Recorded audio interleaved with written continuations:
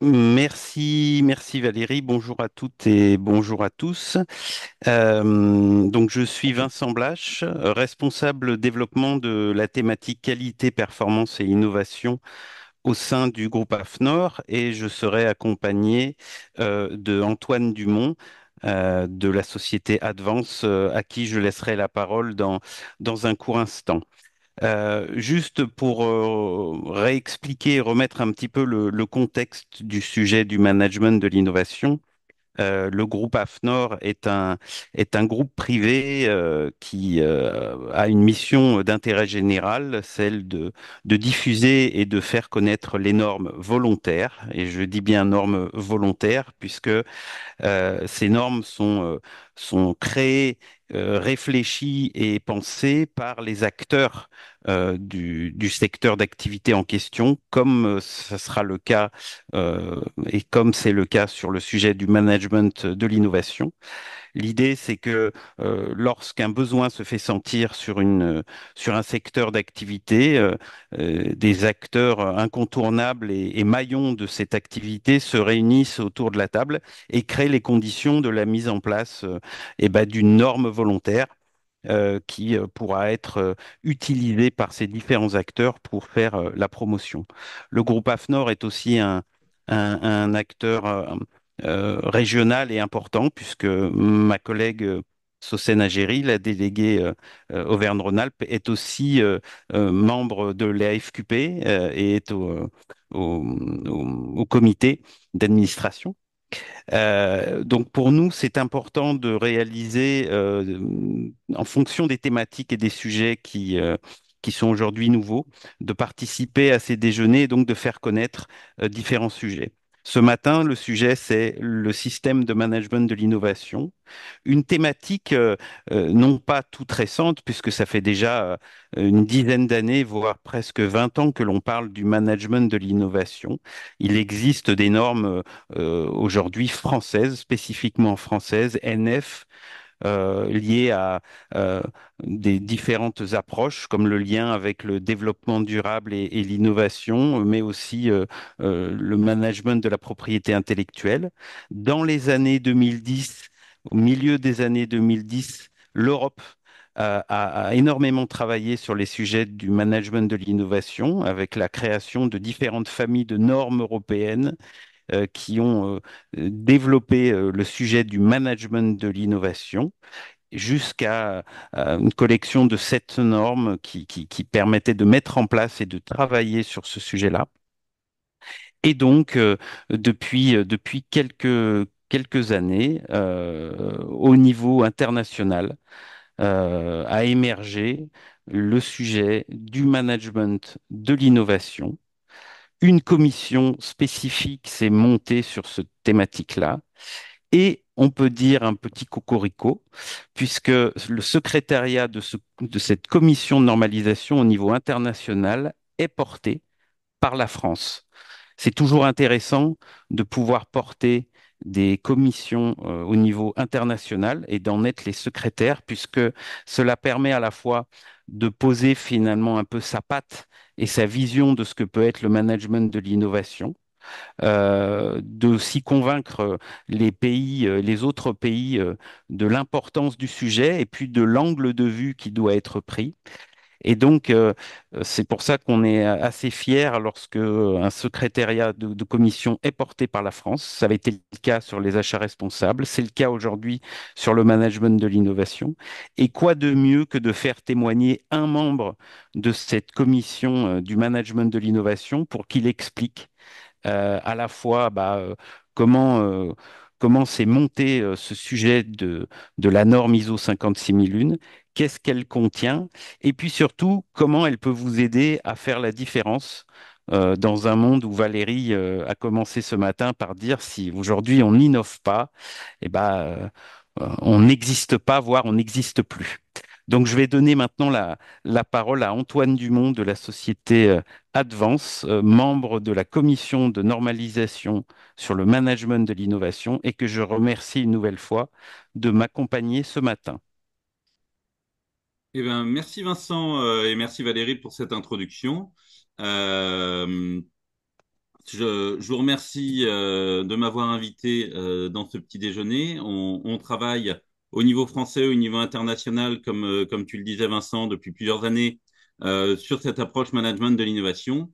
Et ce qu'on a en tête, c'est que c'est pas forcément intuitif de se dire que on va normer l'innovation.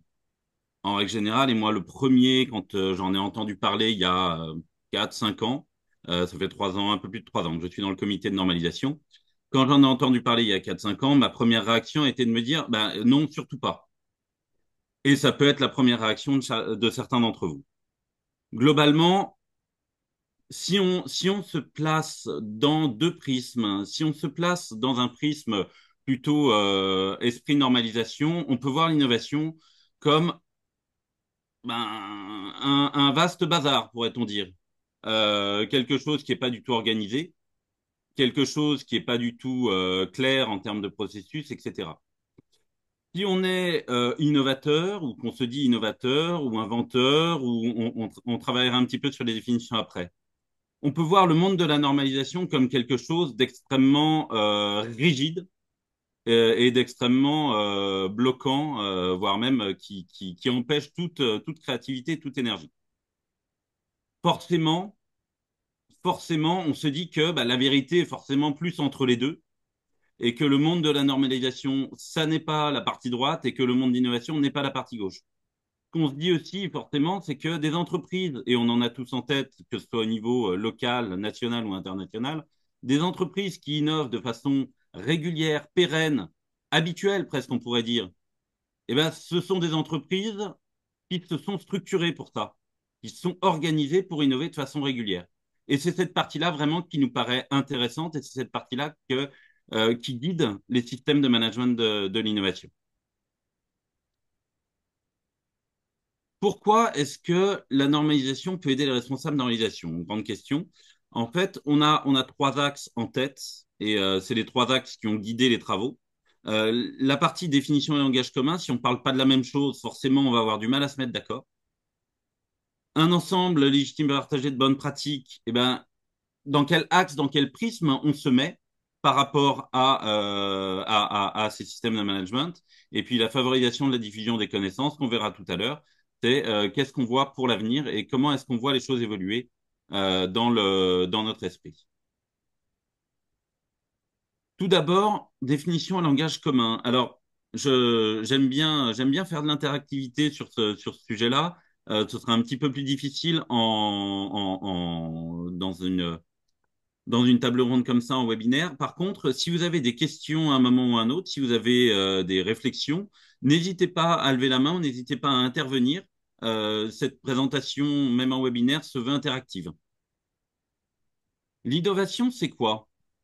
L'innovation, est-ce que c'est l'invention? Est-ce que c'est l'idée? Est-ce que c'est un concept? Est-ce que c'est... Eh bien, globalement, l'approche qu'on promeut au niveau des normes ISO 56000, l'ensemble des normes ISO 56000, il y en a plusieurs, on le verra tout à l'heure, c'est que c'est quelque chose de nouveau ou modifié. Et la deuxième partie de la définition est extrêmement importante, c'est qui réalise ou redistribue de la valeur. Donc, une invention peut être quelque chose de nouveau ou modifié, en règle générale plutôt technique, tant qu'on n'est pas arrivé sur la partie création de valeur, et donc ça apporte quelque chose à quelqu'un, en termes de finances peut-être, en termes de gain de temps, en termes de gain en, pourquoi pas en qualité aussi, peut-être en termes d'image, peut-être, etc. Il y a plein de notions de valeur différentes. Tant une invention n'apporte pas de la valeur, ça reste une invention, ça reste une idée, ça reste un beau projet, mais ce n'est pas encore une innovation. L'innovation, c'est le résultat. Et pour qu'il y ait un résultat, eh bien, forcément, il faut qu'il y ait un processus. Ce processus, c'est ce qu'on appelle, nous, le management de l'innovation. C'est globalement de la gestion de projet. C'est de se dire comment on va gérer un projet d'innovation, comment on va définir, planifier, exécuter les tâches, et ainsi de suite. Je ne rentre pas dans le détail de chaque définition. Et puis, pour ça, eh ben, est-ce que le fait d'avoir un processus projet suffit pour faire de l'innovation de façon régulière? Ben, on se dit que non, pas forcément. Il y a d'autres actions, il y a d'autres activités dans la structuration d'une entreprise qui vont permettre de développer de l'innovation et de l'innovation de façon régulière. Et on reviendra dessus après. L'important, c'est aussi de se dire qu'est-ce qui va mettre en avant et qu'est-ce qui va favoriser l'innovation. Et donc ça, c'est l'état d'esprit dans lequel se sont mis les personnes qui ont développé les normes ISO 56000, que ce soit la 56002, la 56001 et toutes les autres. On reviendra aussi dessus un peu plus tard. Je ne vais pas rentrer dans le détail de chacune d'entre elles, mais l'idée, c'est que la première, eh ben, si l'innovation, c'est un résultat qui crée de la valeur, la première, c'est de la création de valeur. On ne peut pas passer à côté de ça. Dirigeants tournés vers l'avenir, orientation stratégique, ça, c'est de se dire que bah, si on n'essaye pas de voir un peu plus loin que ce qui se passe dans notre société, etc., ça ne marchera pas. Culture, bah, de la même façon, si on a une entreprise très traditionnelle, il faut insuffler cette culture d'innovation et que chacun dans l'entreprise puisse se l'approprier pour que l'entreprise puisse développer de l'innovation et que bah, l'innovation soit quelque chose qui soit une bonne chose pour l'entreprise et pas uniquement quelque chose qui la met en difficulté ou qui la met en instabilité. L'exploitation des signaux faibles, la gestion de l'incertitude. Là, voilà, c'est aussi de se dire, ben, l'innovation, c'est pas un long fleuve tranquille, c'est pas quelque chose de si simple que ça. Il faut accepter de se mettre dans l'incertitude, et dans l'incertitude, il faut se dire, ben, quand on ne sait pas, il faut qu'on sache. Donc, on va essayer d'apprendre, et pour ça, on doit exploiter toutes les informations qui peuvent venir et tester potentiellement. Et puis l'adaptabilité. L'adaptabilité, c'est de se dire, ben, pareil, il faut parfois être un peu souple. Il faut il faut avoir des process qui peuvent ben, exploiter les signaux faibles, qui peuvent euh, réorganiser son orientation stratégique parfois. Il faut avoir de l'adaptabilité par rapport à l'innovation. Et l'approche systémique, eh ben, c'est ce qui guide le côté système de management de l'innovation.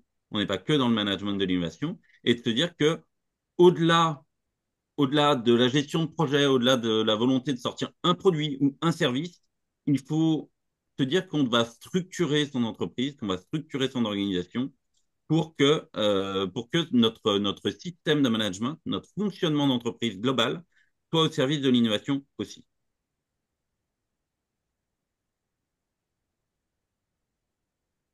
La favorisation de la diffusion des connaissances. Au sortir de la guerre, au sortir de la Deuxième Guerre mondiale, il y a eu un besoin de reconstruction fort dans le monde entier et principalement également en Europe. Euh, c'est à ce moment-là que tout ce qui est project management a émergé. Et est aujourd'hui, quand on parle de gestion de projet, tout le monde sait ce qu'il y a derrière de la gestion de projet. Il y a un chef de projet, il y a un certain nombre de phases, il y a des passages de jalons et ainsi de suite. Ça, c'est quelque chose qui est très clair, institué. On sait ce qu'il y a derrière le management de projet. La qualité, dans les années 80, c'est quelque chose qui a émergé aussi. Et progressivement, aujourd'hui, quand on dit, bah voilà, cette personne-là est directeur de la qualité dans une entreprise, on sait ce qu'il fait comme travail, on sait ce qu'il y a derrière, on sait quelles sont les actions. Aujourd'hui, et donc depuis, comme disait Vincent, depuis autour des années 2010 et en constante évolution et en diffusion des connaissances, on pense que le management de l'innovation a un intérêt fort et qu'aujourd'hui, quand on parle d'un directeur de l'innovation, eh ben, dans l'esprit collectif, en règle générale, mais on ne sait pas ce qu'il y a derrière comme activité. Est-ce qu'un directeur de l'innovation, c'est un directeur R&D? Est-ce que c'est le responsable d'un lab d'innovation? Est-ce que c'est le responsable marketing, qui a aussi une branche innovation? C'est une bonne question. Qu'est-ce qu'une direction de l'innovation aujourd'hui et demain? N'hésitez pas à m'arrêter hein, si vous avez des questions, si vous avez des réflexions. Et du coup, bah, vis-à-vis de ce management de l'innovation, on se dit qu'il faut mettre en place un système de management de l'innovation et une approche systémique. Pour ça, on a deux normes. L'ISO 56002, qui existe depuis 2019, donc qui n'est pas toute nouvelle, et puis l'ISO 56001, qui, elle, est sortie en septembre, donc il y a moins d'un mois. Et Globalement, si on veut faire une différence entre les deux, l'ISO 56002, les deux ont le même fond, hein, les systèmes de management de l'innovation. L'ISO 56002 est une norme de recommandation. Donc, qui dit norme de recommandation dit c'est un guide de bonne pratique, de possibilités, d'actions possibles pour faire évoluer son système de management de l'innovation. On est dans le possible. L'ISO 56001, et on rentrera un peu plus dans le détail après, l'ISO 56001, elle a une vocation à être certifiable. Et donc là, on se dit quel est le set minimum d'activité qui permettra d'avoir un système de management qu'on peut imaginer, qu'on peut qualifier de pérenne et de solide. Mais donc un système de management de l'innovation, c'est quoi? On l'a dit tout à l'heure, l'objectif, c'est de créer de la valeur. Cette valeur créée, c'est l'innovation. Pour ça, eh ben, on a un processus d'innovation, on l'a dit tout à l'heure, ça, c'est le management de l'innovation. Et l'idée, c'est que au départ, on a quand même une intention d'innovation. On se dit pas, tiens, innovons aujourd'hui. On se dit, innovons dans quel axe, dans quelle idée on veut essayer d'innover. Pas idée précise d'un service, mais plutôt idée globale. Est-ce que c'est au service du client? Est-ce que c'est plus au service de sa propre capacité de production? Est-ce que c'est dans son approche marketing? Où est-ce qu'on veut innover? Qu'est-ce qu'on veut faire? On peut avoir plusieurs intentions. Si on rentre un peu plus dans le détail du management de l'innovation, euh, ben, à partir du moment où on veut innover et déployer quelque chose, il faut quand même identifier au départ. Et donc, on en a parlé tout à l'heure, l'analyse des signaux faibles, c'est de se dire comment est-ce qu'on peut identifier les opportunités. Est-ce qu'on les identifie facilement? Est-ce qu'on sait aller chercher les idées, qu'elles soient en interne, qu'elles soient en externe? Ensuite, ben, à partir du moment où on a une idée, c'est quelque chose qui est un peu flou en règle générale, une idée de service, une idée de produit, on se dit, ben, on va créer un concept. Un concept, c'est quoi? C'est de se dire, ben, par rapport à cette idée, on peut avoir une idée de solution finale, mais quelles sont les intertitudes dans cette idée de solution finale? Est-ce que le marché est prêt? Est-ce que techniquement on est prêt? Est-ce qu'on est en capacité de produire et de vendre cette idée? Avant même de la développer, avant même de la déployer, eh bien, il faut se poser ces questions. Et du coup, on passe dans une phase de validation de concept. Et ça, cette validation de concept, ça va être vraiment pour ben, tourner ces hypothèses, tourner cette incertitude et acquérir de la certitude et se dire, ben, une incertitude, on va plutôt la transformer en certitude et si c'est possible, de préférence en opportunité plutôt qu'en risque. C'est aussi un des axes qu'on promeut au niveau des normes ISO 56. Et puis ensuite, quand on a validé les différents concepts qui sont autour de notre idée, de se dire, bah, en effet, le marché, il attend tel besoin, c'est tel besoin en fonctionnalité, il a telle capacité d'achat potentiellement. On a cette capacité de vendre, on a cette capacité de produire, on a cette capacité de fabriquer. Et ben, on passe dans la partie développement de solutions. Et le développement de solutions, ça va être à la fois développer techniquement la solution et aussi préparer le déploiement. Et le déploiement, c'est lui qui va permettre la création de valeur à la fin. On le voit, il y a des possibilités d'itérer entre les différentes phases. Et on peut s'apercevoir dans la validation de concept et en allant voir, par exemple, un client pour se dire, tiens, on a une idée de fonctionnalité qui pourrait être intéressante, on ajoute dans notre produit. On fait de l'innovation incrémentale. Et on va aller voir le client. Et en fait, le client, non seulement il va peut-être nous valider ou nous invalider cette idée, mais en plus, il va nous donner plein d'autres idées. Et donc, on va les faire passer à l'identification des opportunités. Et puis, notre idée initiale, on va la faire revenir en création de concept parce qu'on a besoin de l'affiner. Donc, ça, c'est vraiment l'approche management de l'innovation. Mais est-ce que ça suffit? C'est le cœur du réacteur, on C'est le peut cœur du dire. réacteur. Et c'est ce qui vient en général en premier quand on pense à de l'innovation. On se dit on a vraiment besoin de se structurer sur notre capacité à sortir des projets, sur notre capacité à identifier les bonnes choses. Mais Antoine, est-ce qu'on peut dire aussi, puisque le champ de l'innovation est large, oui, mais on peut parler donc innovation produit, innovation de service, business model, innovation sociale, innovation environnementale, c'est applicable à n'importe quel type d'innovation complètement, dans l'entreprise. complètement, complètement. Ça peut être sur les moyens de production, ça peut être sur nos propres processus internes qu'on veut faire de l'innovation. Et donc, on peut rentrer dans des projets de ce type-là et utiliser. Alors, c'est pas des méthodos, c'est plus des grands axes qu'on promeut. Et après, l'idée, c'est s'inspirer de ces grands axes et surtout de se dire, si on met en place une méthodo de gestion de projet d'innovation, eh bien, si on n'a pas ces 5 grands axes, c'est peut-être qu'il y en a un trou dans la raquette. Après, si on le fait une méthodo en 8 phases ou en 4 phases ou en 6 phases, peu importe, c'est pas la question. L'idée, c'est de se dire, est-ce qu'on a bien dans notre méthodo quelque chose qui se rapporte à ces grands concepts.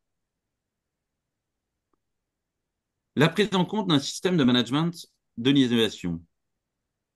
Donc, on a cette partie intention, création de valeur avec notre réalisation, le cœur du réacteur, comme tu disais, Vincent. Mais pour ça, eh ben, il nous faut des supports. Des supports, ça peut être un support financier, bien sûr, parce que ben, développer des projets, c'est pas forcément gratuit. Ça peut être du temps. Ça peut être du temps. Derrière le temps, il y a quoi? Il y a du temps potentiellement. Ben, je veux créer un nouveau produit. Il va falloir que je teste son industrialisation. Il me faudrait du temps machine. Ça, c'est pas forcément intuitif, mais c'est important. C'est du temps aussi en termes de temps de personnes qui vont pouvoir dérouler ces projets et qui vont pouvoir être sollicitées. En termes de support, on a beaucoup d'autres choses. Ça peut être aussi, ben, est-ce qu'on a de la propriété intellectuelle ou est-ce qu'on doit l'alimenter? Nos méthodos, est-ce qu'elles sont clairement documentées? Nos process, est-ce qu'ils sont documentés? Est-ce qu'on les fait évoluer? Et ainsi de suite. Donc, dans la partie support, on pense tout de suite au support financier, on pense assez rapidement au support temps, au support compétences, au support connaissances, mais il y en a un tas d'autres et ils sont dans la norme, ils sont détaillés dans la norme. Mais est-ce que ça suffit? Si on a un projet d'innovation, ça suffit. Si on en a deux, trois, une dizaine d'idées qui peuvent rentrer dans l'identification des opportunités, il faut pouvoir les organiser.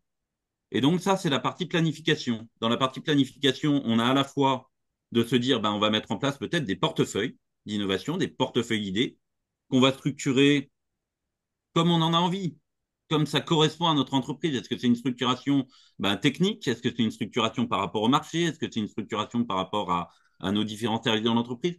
C'est pas la question n'est pas là. L'idée, c'est de se dire quelle est la structuration qui va être utile. Et puis, forcément, si on a 50 idées en entrée, on va pas pouvoir en développer 50 et de se dire, ben, il nous faut des axes pour se dire, on va privilégier telle idée ou telle idée. Et ces axes, ils doivent être réfléchis. Donc, ces axes, ils doivent dérouler, ils doivent venir d'objectifs déterminés. Et ces objectifs déterminés, eh ben, ils découlent forcément d'une approche de politique d'innovation. Et donc, ben, le leadership a son rôle par rapport au système de management de l'innovation, ça va être à la fois de définir quelle est la stratégie, de définir quelle est l'intention d'innovation, quelle est la stratégie, comment est-ce que ça se décline, et ainsi de suite en objectif.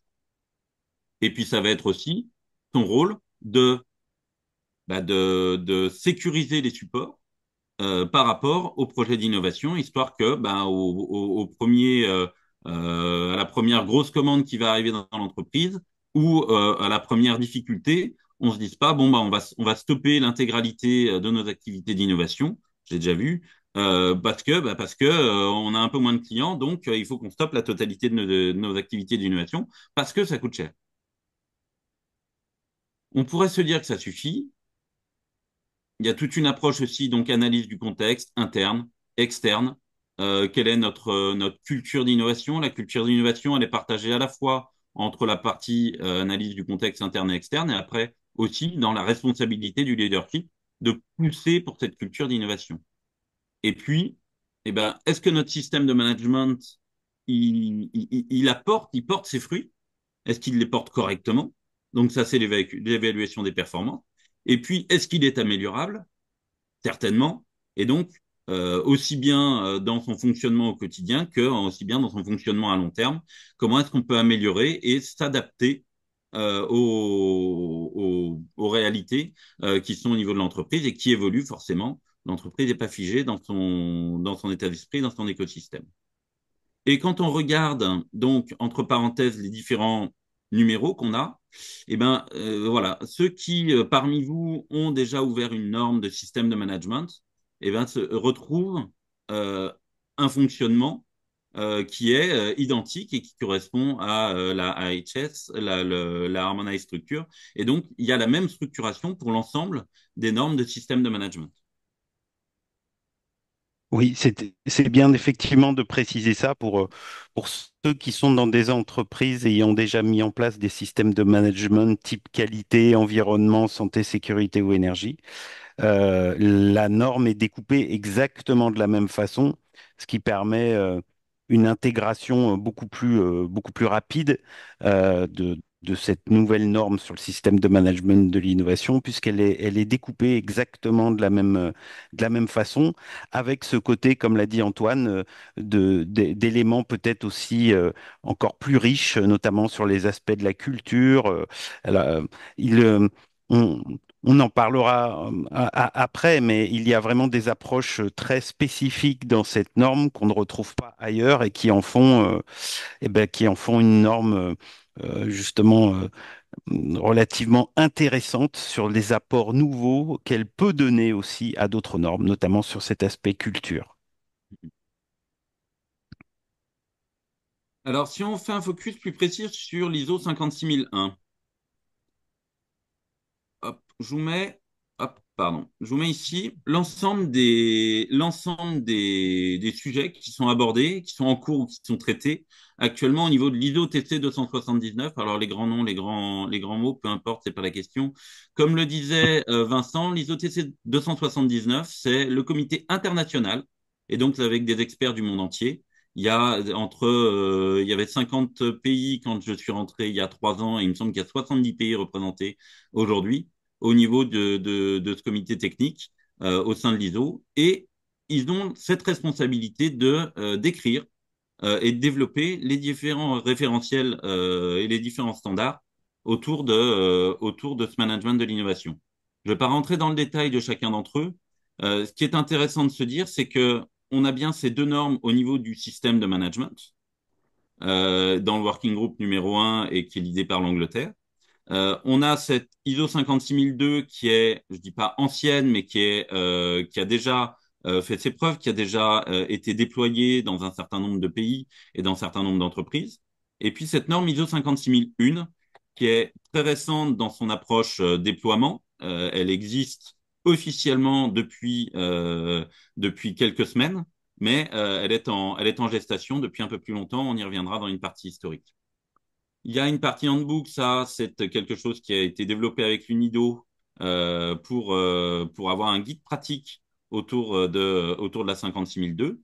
Il faut savoir que au niveau français, on travaille aussi actuellement à un guide plutôt un guide pratique autour de l'ISO 56002, donc système de management de l'innovation, et plutôt à destination des PME. C'est quelque chose qui est actuellement en gestation et qui devrait voir le jour début 2025. On a une approche terminologique, comme on s'est dit, un point de vue vocabulaire, bah, si on parle de la même chose, c'est quand même beaucoup plus pratique pour travailler, soit travailler ensemble, soit déjà savoir dans quel cadre on travaille. Il y a toute une approche sur les outils et méthodes. Donc là, bah, intelligence stratégique, management des opportunités et des idées, comment est-ce qu'on mesure l'innovation, comment on fonctionne quand on veut faire des partenariats d'innovation, de la propriété intellectuelle et ainsi de suite.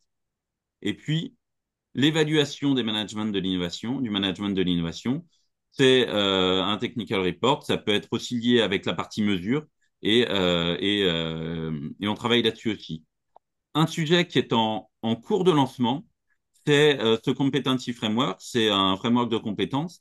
C'est de se dire, ben, les métiers autour de l'innovation, c'est quoi? C'est quelle typologie de métier, quelle typologie d'action. Et donc ça, c'est un sujet qui est en cours de lancement et qui va voir le jour et qui va évoluer dans les prochaines années.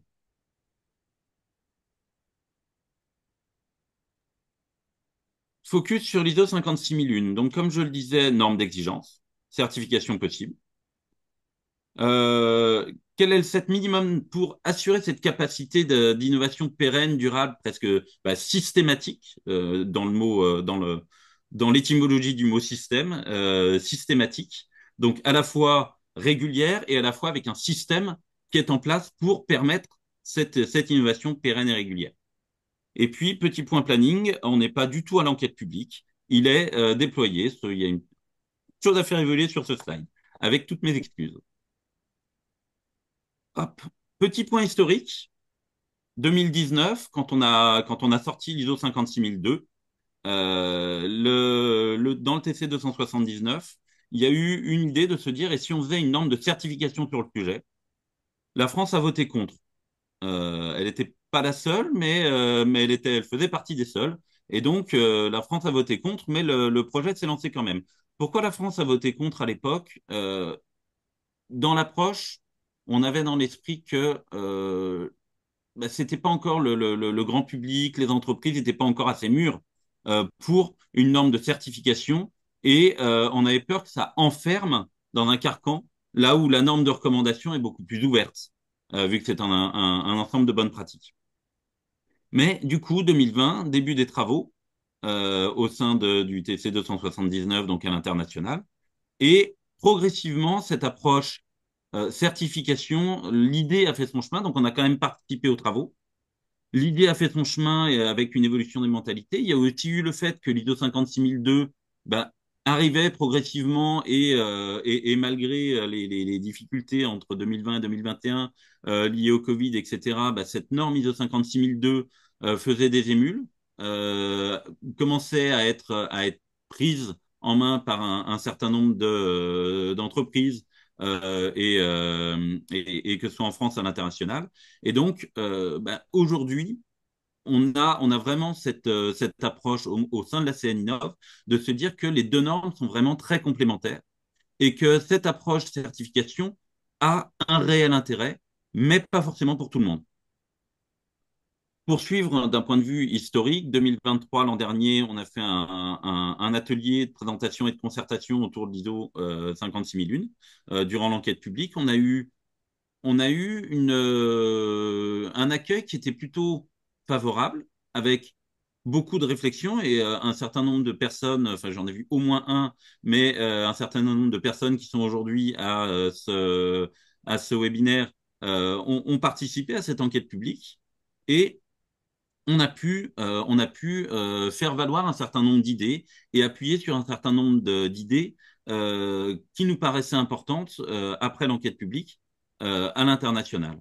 Euh, un point, par exemple, sur lequel on a pu pousser un peu plus fort et obtenir gain de cause. Il faut savoir que cette norme ISO 56001, elle doit par nature être adaptable à toutes les organisations. Quand on parle de toutes les organisations, ça peut être des organisations publiques, privées, associatives, et ça peut être aussi, indépendamment de la taille, hein, ça peut être un groupe avec 100 000 salariés, comme une PME avec 3 salariés. L'idée, c'est vraiment que cette norme soit adaptable. Il y a un point, nous, sur lequel on était frileux, c'est de se dire que le cas des startups. Le cas des startups, pour nous, commission CNINOV française, euh, cette norme peut potentiellement brider.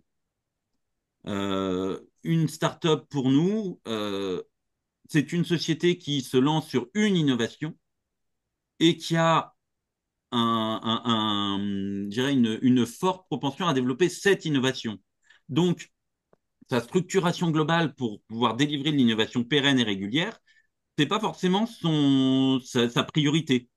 Donc, une startup, au moins dans ses premières phases, n'a pas forcément vocation à mettre en place cette norme, ou pas forcément vocation à se certifier.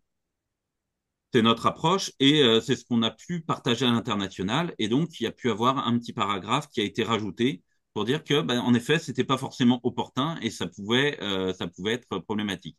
Après, une startup qui réussit sa première innovation, qui lance sa première innovation, qui crée donc de la valeur, là, assez rapidement, en revanche, elle a intérêt à partir avec ce manuel, avec ce standard, pour réfléchir à comment faire la deuxième innovation, la troisième, et devenir une entreprise pérenne, c'est-à-dire ne plus être une start-up, mais être une entreprise traditionnelle, mais qui continue à innover. En petit point historique futur, le 19 novembre, on a une journée de lancement sur cette ISO 56001 à Paris, qui sera en présentiel sur une après-midi.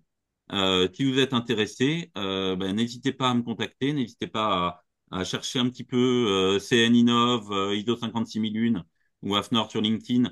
On retrouve assez facilement cet événement et ça va être un événement assez intéressant. On a plusieurs tables rondes sur bah, les approches de l'ISO 56001, que ce soit pour les entreprises privées, pour les entreprises du conseil, pour des entreprises plutôt bah, tout ce qui est organisme de formation et ainsi de suite. On aura une keynote avec des intervenants internationaux. Voilà, il y a un bel événement qui est en prévision là-dessus. J'avance un petit peu plus vite. On a cette ISO 56001, comme disait Vincent, on a cette approche de se dire que c'est un système de management, de l'innovation, mais c'est un système de management qui fait partie d'autres, fait, qui doit pouvoir se connecter à d'autres systèmes de management. Et donc, on a cette structure harmonisée en termes de structuration des différentes normes et qui permet du coup de plus facilement plus facilement s'interfacer et avoir une réflexion bah, qui n'est pas totalement différente parce qu'on est dans l'innovation, mais qui peut se raccrocher à comment on peut structurer une entreprise vis-à-vis de l'environnement, vis-à-vis de la santé, vis-à-vis de la qualité et de tous les autres systèmes de management.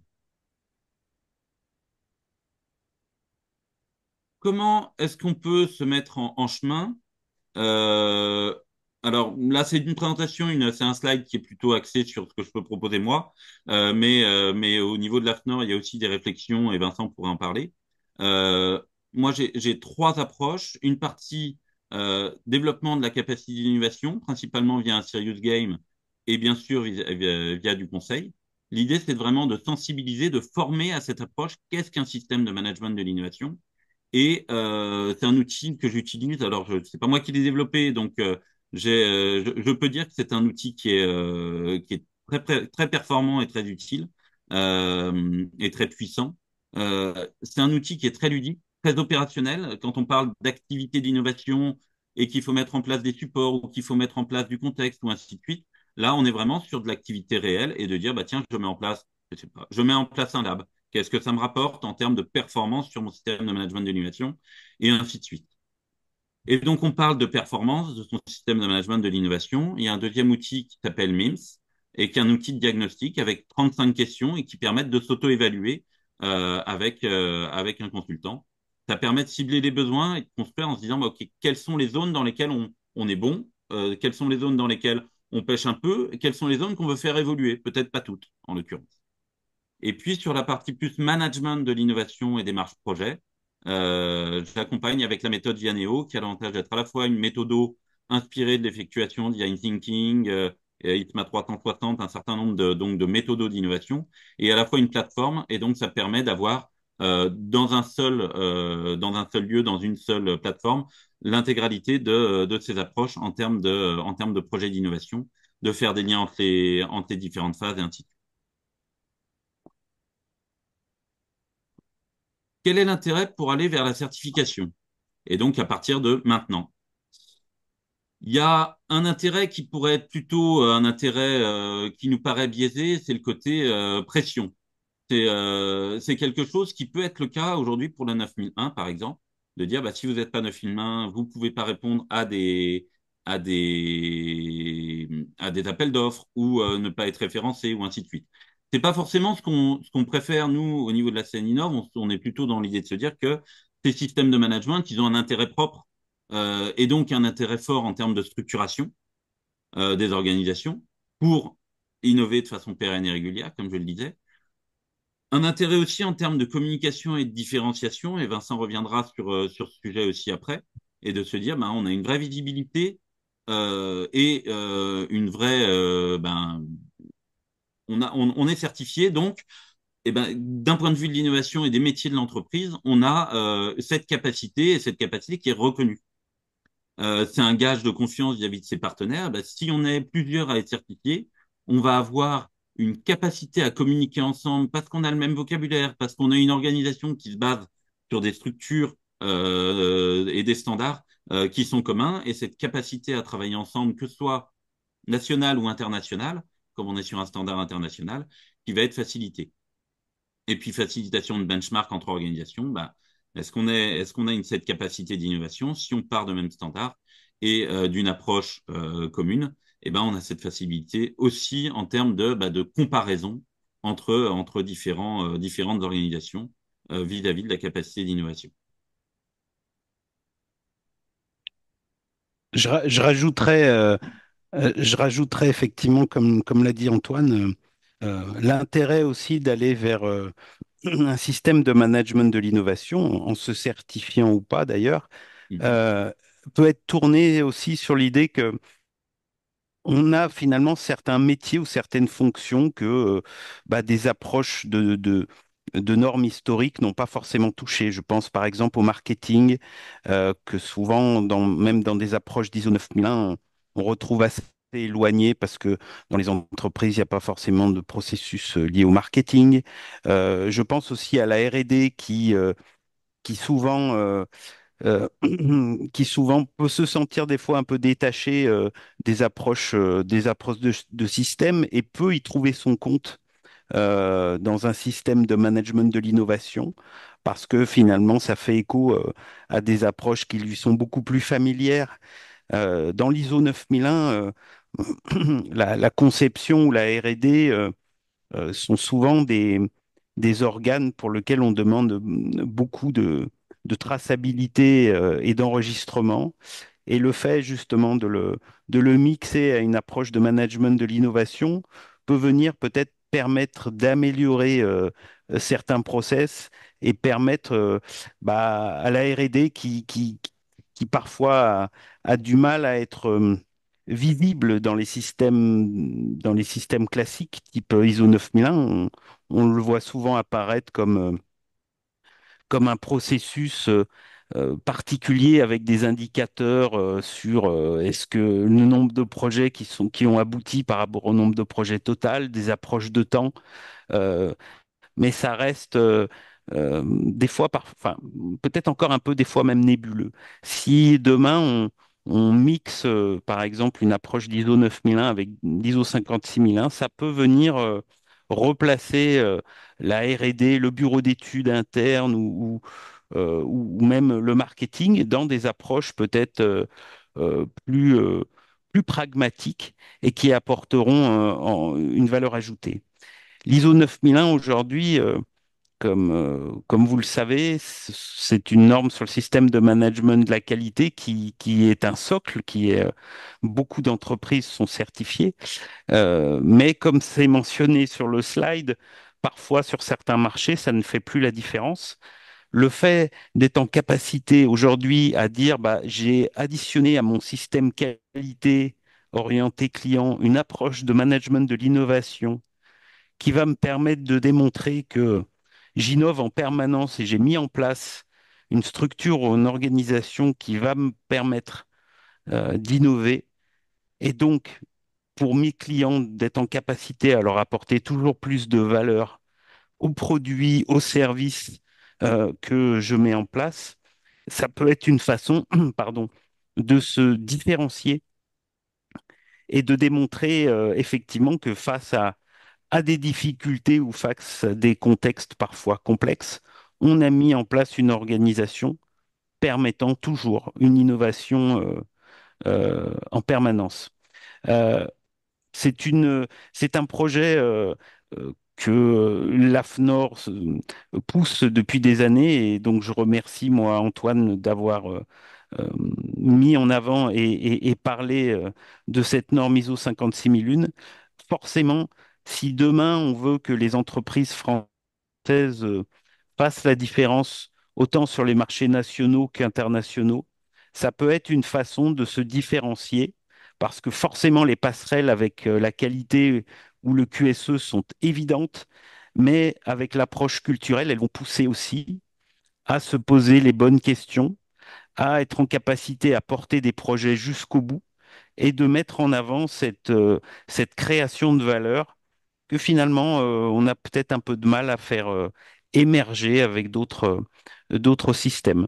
Donc c'est vraiment c'est vraiment un plus que ce soit en interne pour valoriser les salariés, mais aussi à l'externe pour démontrer à ses clients ou à son écosystème qu'on est une entreprise qui innove en permanence, dont l'innovation sur l'agilité et l'organisation, hein. On subit des crises de plus en plus importantes aujourd'hui, qu'elles soient économiques ou qu'elles soient... on a parlé du Covid tout à l'heure.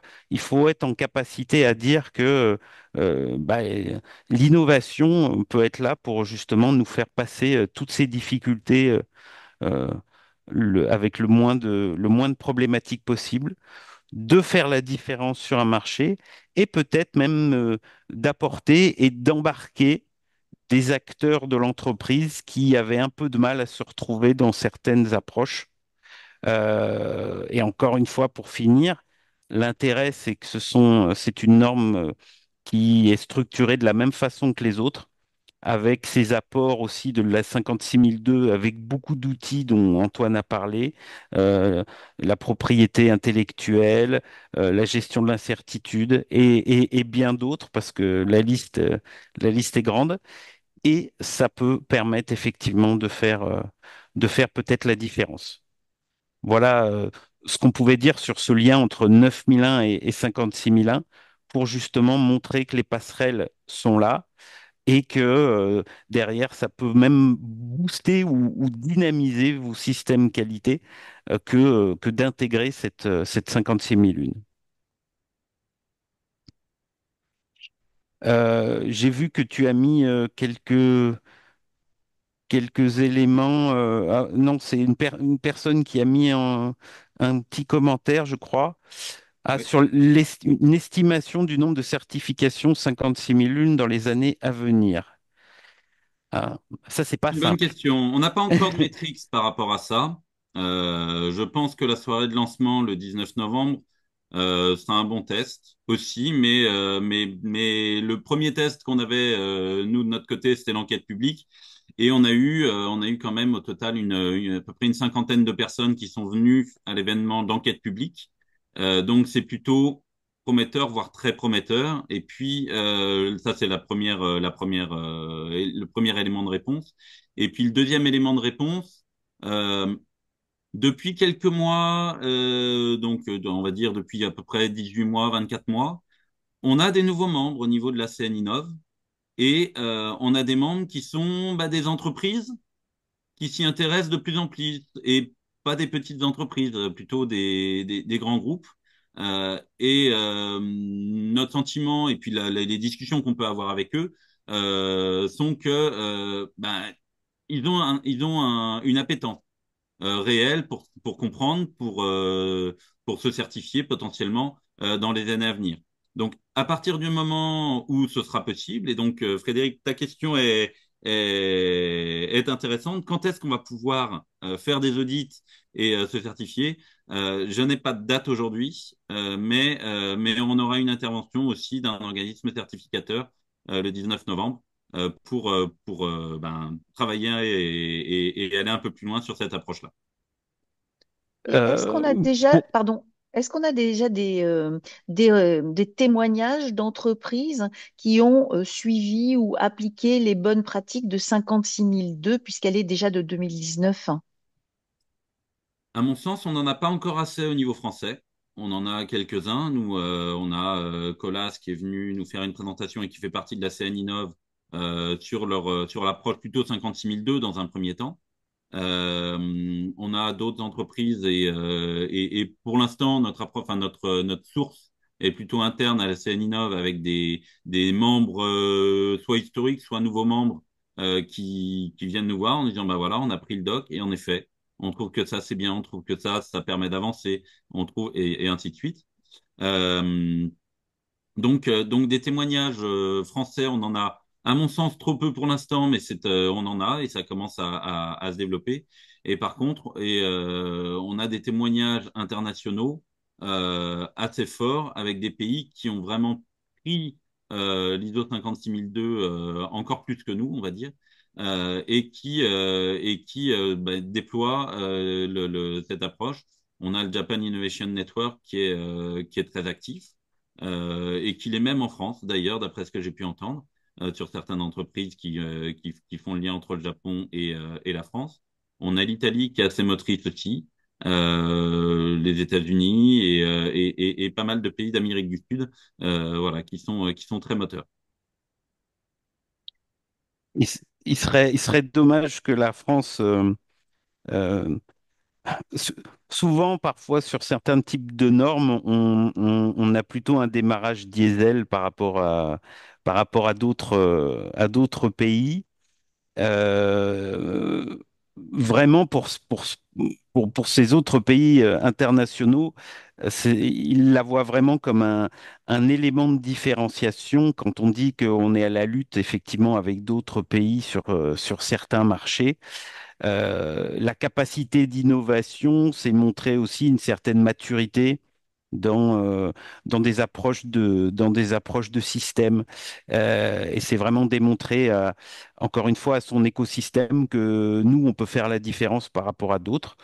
On va dire que peut-être certains pays l'ont compris rapidement, où ils voient vraiment une opportunité dans le déploiement. Comme l'a dit Antoine, en France, on commence à avoir des grands donneurs d'ordre qui s'intéressent à ça. Et il n'est pas non plus. Enfin, on pourrait imaginer que même dans le futur, ils en fassent aussi un peu la promotion vis-à-vis aussi de leur écosystème de fournisseurs ou de prestataires. Et que, encore une fois, derrière, ce soit bah, un élément qui donne confiance à ces grands donneurs d'ordre ou clients en disant, voilà, je vais avoir en face de moi un acteur qui va innover en permanence et forcément qui innovera aussi un peu pour moi dans la valeur ajoutée des choses qu'il fera. Donc c'est un avantage, en tout cas indéniable. On a une question On sur a... le chat là, oui, où Oui, oui, nous sommes vas-y une Valérie. structure publique en charge de l'énergie pour les communes membres et souhaitons développer cette approche pour gagner en efficacité. Savez-vous s'il y a déjà des structures publiques qui se sont lancées? C'est une bonne question. Je sais qu'il y a des hôpitaux. On va avoir une table ronde structure publique qui est plutôt orientée sur le domaine de la santé pour l'instant. Une table ronde donc le 19 novembre. Je n'ai pas moi connaissance d'autres structures publiques pour l'instant. Mais voilà, ça peut. Enfin, je dirais, cette norme est vraiment conçu pour accompagner tous les organismes, que ce soit des structures publiques, parapubliques, privées. Euh, je dirais, il y a même une approche qui peut être de se dire, bah, au-delà de ma propre capacité, de mon organisation à faire avancer les choses, est-ce que, et c'est, enfin, je fais la réponse en même temps que la question, euh, la norme peut être aussi intéressante pour des organismes qui vont faire de l'accompagnement à l'innovation et de se dire, bah, tiens, moi, organisme d'accompagnement à l'innovation, est-ce que j'accompagne plutôt sur, ben, je sais pas, moi, par exemple, l'accompagnement au financement ou à la fiscalité, et à ce moment-là, en effet, je suis plus dans les supports. Est-ce que je vais plutôt accompagner en tant qu'incubateur sur de la méthodo, et je suis plutôt dans la partie réalisation? Est-ce que je vais accompagner sur la partie politique et soutien à mes adhérents ou mes entreprises pour développer leur politique d'innovation? Est-ce que je fais de la mise en relation et de l'analyse du contexte interne-externe? Et donc, cette norme peut à la fois être utile pour un organisme sur sa propre capacité à innover, mais à la fois sur sa capacité d'accompagnement de l'innovation. Et là, on est bah, pour les organismes publics et pour les écosystèmes publics d'innovation, on est aussi dans un fort intérêt de se dire, tiens, comment est-ce que je structure mon accompagnement et où est-ce que j'accompagne? Et bah, est-ce que je le fais uniquement dans cette partie-là ou est-ce que je veux le développer dans d'autres parties? Euh, et la norme est un bon référentiel pour ça aussi. Et Et enfin, on a j'ai pardon, une question sur l'ergonomie. Est-ce qu'elle fait partie des métiers de l'innovation cités dans la norme? Alors, il n'y a pas forcément de métiers précis qui sont cités dans la norme. Elle est plus orientée innovation au sens général. Par contre, il va y avoir aussi dans la norme toute une approche impact de l'innovation. Et donc là, forcément, l'ergonomie, potentiellement le bien-être au travail, tout l'impact sur environnemental et développement durable, ce sont des sujets qui sont derrière. L'ergonomie n'est pas citée directement, tout ce qui est développement durable est cité, et on a poussé pour que ce le soit un peu plus, mais malheureusement, dans un consensus international, on n'a pas forcément tous la même approche et la même maturité par rapport à ces éléments. Mais ça fait partie de sujets qui sont cités et de façon maintenant obligatoire dans toutes les nouvelles normes qui sortent. Si. Est-ce qu'il y a d'autres questions? Est-ce qu'on se Oui, rapproche de 10 heures? oui, s'il vous plaît. Donc c'est Henri Niguet, là je suis président de la FQP Aura et puis j'ai mis quelques mots sur la Maison du développement durable, hein, que pas mal d'adhérents de la FQP Aura connaissent ce principe et je trouve que bah, c'est super passionnant ce que vous venez de présenter. Nous, notre concept de développement durable, c'est une manière de d'intégrer toutes les normes de management pour à la stratégie de l'entreprise et donc, on a, nous, ben, l'ISO 9001, 14001, 50001, FSC 22000, etc. Et je pense que cette norme ISO 56001 pourrait être très, très bienvenue dans notre maison du développement durable parce qu'on a un labo de recherche, on a des labos, un service R&D, donc qui pourrait formaliser en fait tout notre travail de recherche et développement. Voilà. Ma question, c'est est-ce que aussi on peut associer la recherche, parce que la recherche fondamentale ou la recherche appliquée, qui peuvent apporter des choses à l'innovation, en amont peut-être de l'innovation. Voilà, comment peut se raccrocher cette recherche? Est-ce que déjà elle est prise en compte dans l'ISO 56001 par rapport à la recherche notamment de labos universitaires qui permettraient de booster l'innovation parce qu'il y a la connaissance scientifique de l'université derrière. À mon sens, il y a au moins trois parties dans la norme. Si je remonte un petit peu, on va revenir sur la structuration de la norme, ce sera plus simple. Hop, là voilà. Hop. Il y a plusieurs parties où toute la partie recherche fondamentale et recherche et développement peuvent beaucoup apporter. Il y a toute la partie support pour la partie support technique, bien sûr, et enfin, ça saute aux yeux. Euh, Sur la partie identification d'opportunités, comme vous le disiez, ben le fait d'exploiter ces signaux faibles ou forts sur des nouvelles technos qui peuvent arriver dans le futur peut être assez intéressante dans cette optique de se dire, ben, tiens, tel techno, quel va être son potentiel apport de valeur à un marché, à un utilisateur, à une structuration d'entreprise, à une capacité de développement. Et puis, sur toute la partie contexte, dans la partie contexte, il y a aussi toute cette approche partenariat. Et donc là, toute la partie partenariale avec des universités, avec des labos de recherche, eh ben forcément, dans la partie contexte, c'est quelque chose qui doit être réfléchi et qui doit être travaillé. Ok, merci. J'ai une autre question aussi. Dites-moi. Je me suis passionné à l'époque pour tout ce qui était analyse de la valeur dans Oui. les années 80, quoi, où il y avait la FAV. Je ne sais pas si la FAV existe toujours, l'Association française pour l'analyse de la valeur, avec l'analyse fonctionnelle du besoin et les méthodes de l'analyse de la valeur pour faire de la conception justement optimisée avec le benchmark, le brainstorming, etc. et toute la méthodologie de l'analyse de la valeur. Donc, est-ce que l'ISO 56001 en profite pour dépoussiérer ou ressortir peut-être ces normes qui, à ma connaissance, ne sont pas forcément très utilisées actuellement? Alors, il y a des liens qui sont forcément faits avec ces normes, mais la 56 000 n'a pas forcément vocation à les remplacer. Après, en effet, ça c'est peut-être une question qui pourrait se poser au sein du comité français dans des guides dans des guides de mise en application, d'aller retravailler sur ces normes. Ça pourrait être en effet, et surtout le lien entre les normes sur l'analyse de la valeur et la norme ISO 56001 ou 56002 d'ailleurs. Il pourrait y avoir un lien qui soit fait entre les deux et assez intéressant en effet. Je pense qu'il y a une vraie complémentarité. La, la norme sur l'analyse de la valeur est liée à la commission de normalisation qualité et management. dont je fais partie, mais qui fait des passerelles avec la commission justement innovation. Et Henri a raison, c'est typiquement une des normes qui est un lien fort entre les deux et qui mérite un petit dépoussiérage.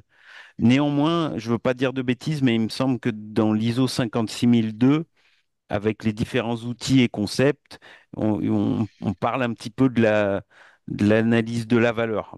Peut-être pas suffisamment marqué, mais on en touche deux mots, il me semble. Oui, oui, Au moins, il me semble. Euh, donc bon, ça veut dire qu'il faut faire certainement des passerelles entre les deux, Antoine, oui. en tout cas sur ce sujet. Oui, alors, Euh, en fait, moi, dans mon approche, mais après, je parle pas au nom de la commission à ce niveau-là, hein, mais on a un certain nombre ici d'outils et méthodes qui vont plus loin que la norme elle-même, ISO 56001 ou ISO 56002. On a un certain nombre d'outils et méthodes sur le management de l'intelligence stratégique, sur la propriété intellectuelle, sur les partenariats et ainsi de suite. À mon sens, l'approche analyse de la valeur peut être des outils et méthodes extrêmement intéressantes qui font pas forcément partie de la collection ISO 56000, mais qui pourraient rentrer tout à fait dans cette approche-là, en support. Ok, il bah y a, écoutez, je... pardon, Vincent, vas-y. Non, non, j'ai vu qu'il y avait une dernière question qui était de dire est-ce que une entreprise qui n'a pas l'intention de se faire certifier doit quand même plutôt suivre l'ISO 56001?